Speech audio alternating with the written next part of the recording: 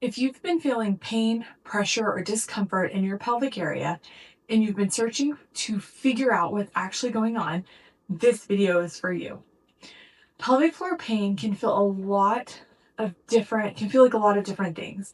And that's actually one of the reasons it's so hard to describe to a doctor.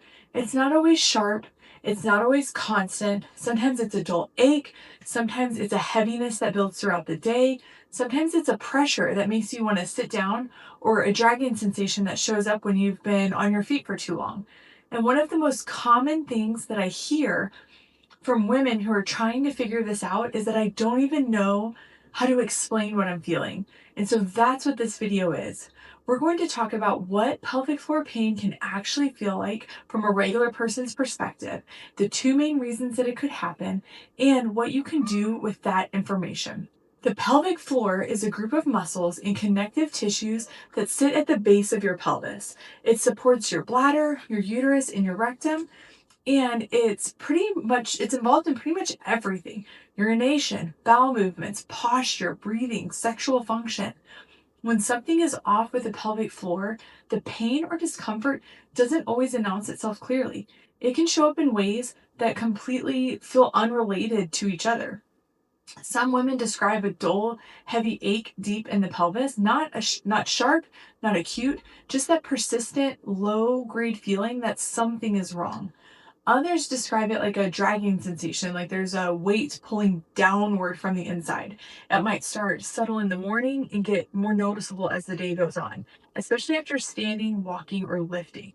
Some women feel pressure as if something is bearing down or pushing against the pelvic floor. That pressure can get worse during exercise or at the end of a long day, or even just after being on your feet for a few hours. There's also this sensation that things are just generally uncomfortable, and it may not feel like pain per se, but it's just this thing where, depending on where it's showing up in your body, what you're used to, pain feeling like, that's where this can be complex, and why it can be so important to take note and connect with the healthcare provider so that they can get you on the right track. And someone like a pelvic floor PT is an amazing resource if you have the means and access to see one. And then there's like the pelvic pain that shows up only in specific situations: during sex, during bowel movements, during exercise, or during a pelvic exam. Pain that's situational like that can be a signal that the muscles themselves are involved. So all of those experiences are incredibly important, and they mean that your body is asking for attention. And that is huge, and it matters so much. Pelvic floor issues are incredibly common. Research suggests that pelvic floor dysfunction affects roughly 1 in 3 women over the course of their lifetime. And the majority of women who have symptoms, they don't get a clear explanation of what's happening in their body. And that's a problem that is so worth talking about because it impacts so many people.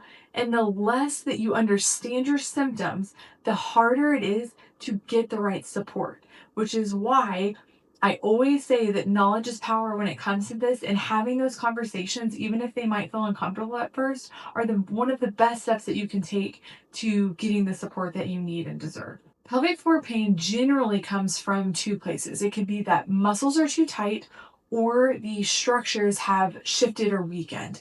And those are very different situations, and why a personalized assessment is so important, because these require different approaches. So I will talk about both in a high level. The first is when the pelvic floor muscles are too tight. This is called the hypertonic pelvic floor.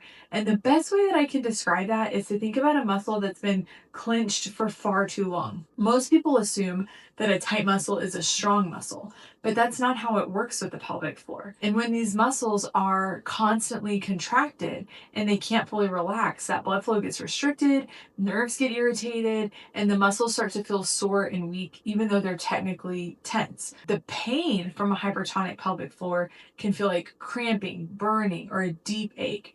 It can show up during sex, during urination, during a bowel movement, or just as general pelvic discomfort that doesn't seem to have a clear trigger.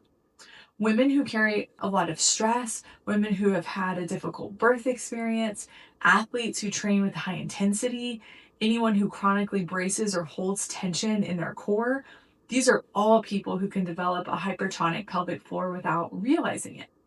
And the path forward for this type is almost always pelvic floor physical therapy, where a specialist can help you learn how to release and coordinate those muscles rather than just strengthening them. And I want to be clear that support garments can come up in this conversation, but this is where it's so important. You get all this general information that can be thrown at you, and that is why a personalized recommendation for a pelvic floor PT or pelvic health provider is so important, because they can really help you understand, one, what's going on with you, and then two, what tools make the most sense. So the second is when the pelvic floor has weakened or those structures have shifted.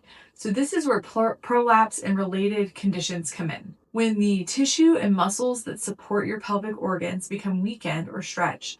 This is often from vaginal childbirth, and from the hormonal changes of perimenopause and menopause, or from years of high impact activity or heavy lifting, oftentimes without the proper techniques. Those organs can shift downwards. And when that happens, you feel it. This is that heaviness, the dragging, and that pressure that builds throughout the day, and the falling out sensation. Those typically come with the diagnosis of pelvic organ prolapse. And prolapse is common. When women who have had children are examined, up to half of them show some degree of it, though for many it is mild and it may not even be something that they notice. The ones who do feel it usually describe exactly those symptoms that I was mentioning. And unlike tight muscle pain, which can ease with the rest, prolapse-related symptoms often get worse the longer that you're upright, and better when you lie down. And that is because gravity is a factor. Standing, walking, lifting, being on your feet for hours, all of that ends up putting more load on that system that's already stretched.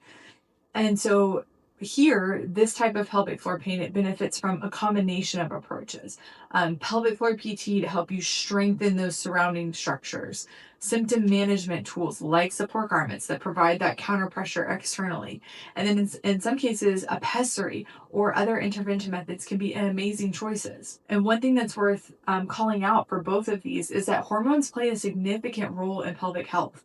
In the postpartum period, that sudden drop in estrogen and then the relaxin that's in your body can leave the pelvic floor vulnerable at exactly the moment that it's also recovering from the work of pregnancy and birth. Then during perimenopause and menopause, declining estrogen affects the elasticity and strength of pelvic floor tissue.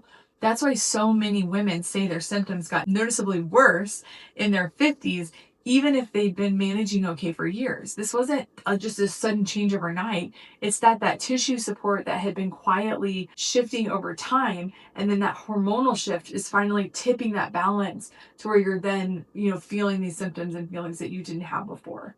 So understanding that can actually be reassuring at times, because then you understand like what's going on with your body and what's causing this, versus feeling like something has sprung up out of nowhere and you have no idea why you might be feeling what you're feeling. One of the most useful things that I find that you can do right now, whether you're in the thick of figuring this out or you've been managing symptoms for a while, is to start tracking those patterns. When are your symptoms worse? When are they better? What activities, what times of day, what life circumstances seem to affect how you feel? That information is something you can bring to a pelvic floor PT, to your OB, to any provider that you work with. And it can really help you pause and take the time to reflect on how your body is feeling and how that changes from day to day, from activity to activity, because especially with so many of us having so many things on our plates, it can be really easy to just, blaze through a week, know that things are feeling uncomfortable, but not be as reflective and understand like how it's nuanced throughout the different things that you do. So for this, we have a free symptom tracker. The link to it is in the description, and it is a really simple place for you to get started, to start to get in touch with your body and see what kind of patterns might be there for you and your symptoms. So if you've recognized yourself in any of what we just talked about, here's what I want you to know. You don't have to have a formal diagnosis to start taking your symptoms seriously. And you don't have to choose between ignoring it and then jumping straight into surgery, which is where we feel like that spectrum, can sometimes be. There is this wide middle ground that we talked about, and most women find their way through it with a combination of education, the right provider relationships, and the right support tools. Talk to a pelvic floor physical therapist. This is the single most consistent piece of advice I can offer, regardless of whether your symptoms lead toward the tight muscle type or the opposite end of that spectrum.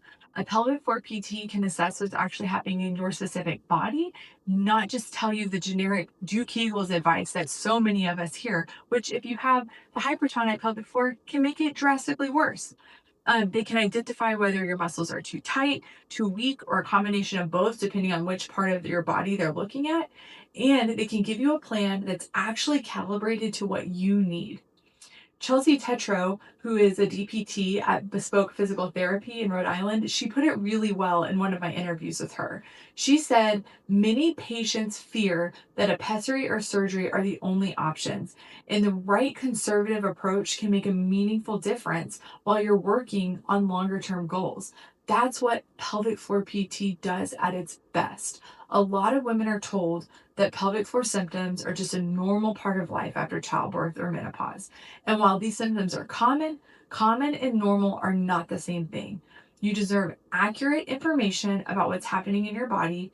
And once you have it, so much of that fear and that confusion starts to lift. If you're dealing with prolapse related heaviness or pressure, this is where external support tools come in.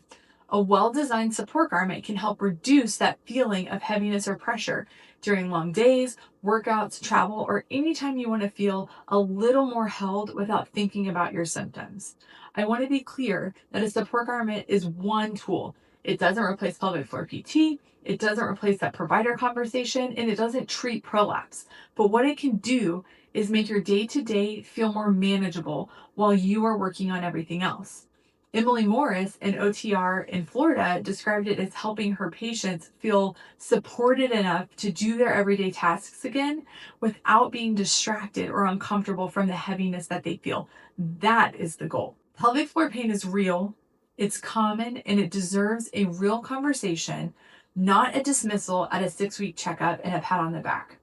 If you've been trying to figure out what's happening in your body, I hope that this has helped you put some language to that. The symptom tracker is in the description below if you want to start there, and I'll link a few other videos that go deeper on some of the things that we covered today. Take good care of yourself, and I'll see you in the next video.